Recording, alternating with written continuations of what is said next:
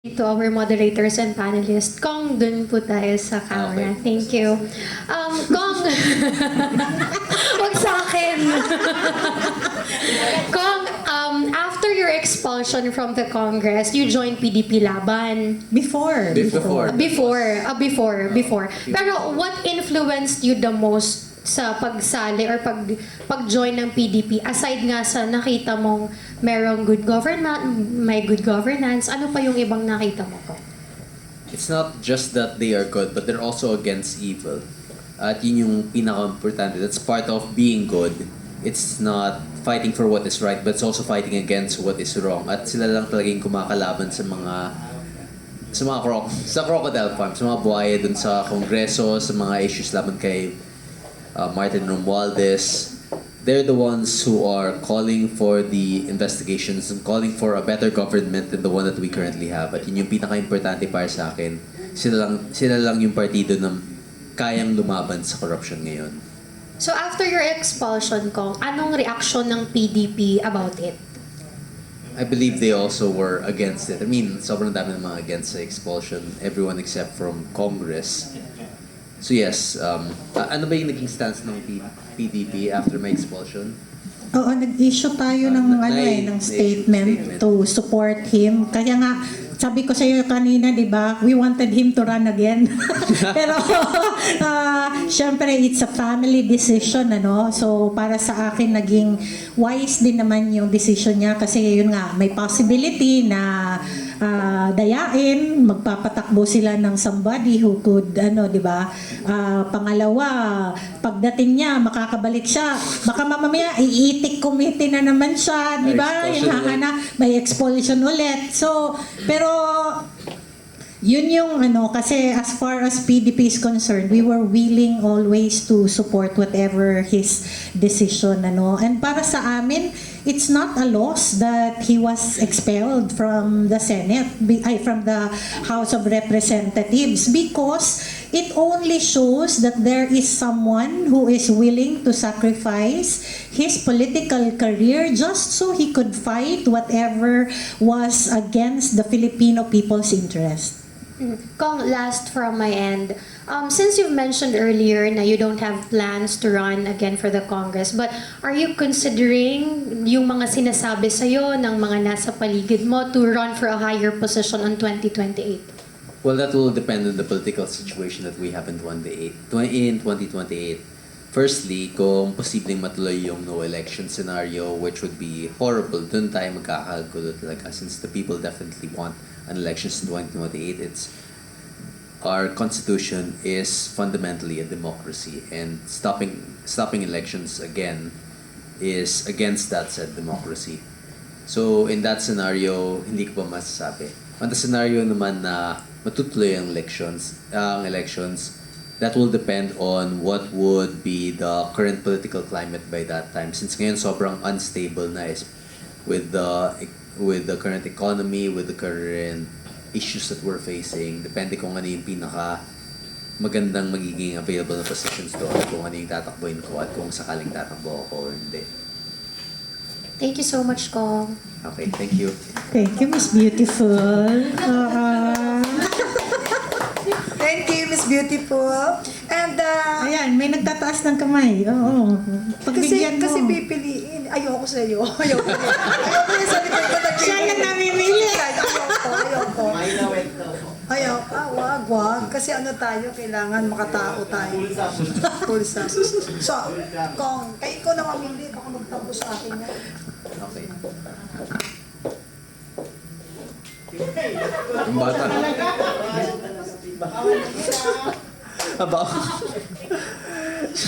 Ayan, nakakat PH na siya.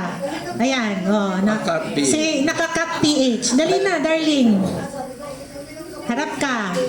Ang ganda ng niya ng Kaya nga, meron akong ganyan na t-shirt. Hello, Pakita mo. ma'am.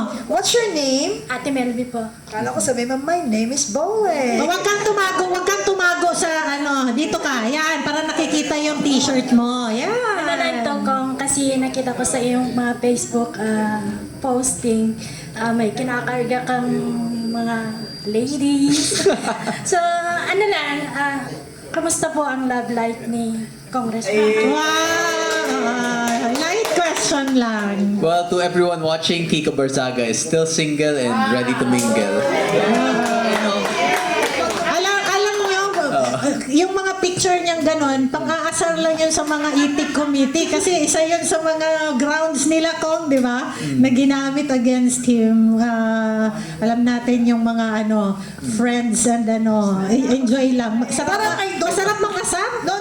Akasha, I don't take na parang tama na pang-aasar ni Kong yun. What's wrong? He is single and ready to mingle. What's wrong with that? Ang goods doon na hindi ako katulad ng mga ibang politiko na may mga asawa na tapos patigo. I can proudly take pictures with women because I am single and wala akong nilokong asawa, wala akong family na makakita yung mga issues sa akin na may unlike some people here, especially the ones in the Senate. Na Tama yan, Kong. Tama yan, di ba? While you are single, you are free to pero once you are married, dapat may disiplina ka. Yes. And that's Tatlo lang. how you show true dignity. wala tayong Viva Max dyan. Viva Max. Anyway, kaya pa ba natin? Make it short lang po, Ma'am Sis Tabing. Kasi meron po tayong Punta ka nataka doon, lang. Sis Tabi. Last na po. Last question from the audience. What's your name? From the Hi, media. Sista. Hello po, Sir Congressman Kiko. Ang itatanong ko po regarding sa law, yung pag-expel sa inyo sa Congress, marami po kasi nanghihinayang kasi ang people of the Philippines nagustuhan yung ginagawa mo at nakikita naman na may katotohanan ang pagbirada mo sa kanila. Do you have remedy? Gumamit ba kayo ng batas or nag-file kayo para ipakita na yung ginawa lang pag-expel ay hindi karapat-dapat? Yes, actually posible din yun eh. There's also the Supreme Court, pero matagal na posibleng umabot ng ilang buwan o ilang taon yun for the decision there. And through the separation of powers, we have under the presidential system, meron tayong independence between the judiciary and the legislative. Yes. Kaya ayaw nilang masyadong makialam sa mga nagiging personal issues ng Congress. Kasi pag nasa Congress na, for example, yung sa House Committee on Ethics, hindi na there are grounds on possible overreach of their powers there na yung pag-expel dahil lang doon ay mali. But at the same time, we also have to respect the separation of powers that puts the legislative and the judiciary to be able to moderate and to be able to discipline their own. Yes, So, kasi katulad nun kung ang nagtiwala sa inyo, binoto kayo, kaya nasa position kayo. Diba, isang masakit sa kanila na Yes. basta ka na na-expelled, wala naman kayong mali. Yan. Yun lang po Pero walang ganun talaga ang sitwasyon natin eh. Puro bendalo na tayo. Oo. If we were acting under the desires of public sentiment, dati pang natanggal na kulong si Romualdez, but we are already in a situation na kung ano-ano lang ginagawa ng Philippine government ngayon, and those might not be to the best interest of the Filipino people. There are plenty of issues right now that we are facing na hindi naman gusto ng mga tao ngayon, pero yun pa rin yung inuuna nila. So, masakit yun sa mga bumoto sa akin, pero ang dami ng ginawa ng Philippine government na nakakasakit talaga sa Pilipino. Talaga nakaka-proud. Alam mo, dapat wag kayong sumama ang loob dahil nawala sa posisyon yung binoto nyo, pinaghirapan yung paupuin. Dahil bago maluklok yan, talagang nangampanya lahat ng sumuporta kay Kong Kiko. But you must be proud kasi yung pagkakawala niya sa pwesto means a lot sa Pilipino. Kasi hindi sapat na batayan na itahi mo ang puwet mo sa upuan para sa pwesto ka forever. Bagkus pinili niyang manindigan sa totoong laban talaga ng mga Pilipino. Kapag ka kunwari sinacrifice yung sarili niya, sige laban tayo dahil ito totoo. O sige, matatanggal ka, made-destroy ka pag di ka sumunod. ba't siya susunod sa mali? Ito ay isang eye-opener sa lahat, ha? Dalawa lang ang tanong kapag ikaw ay naglingkod. Dalawa lang ang pagpipilian. Ang tanong,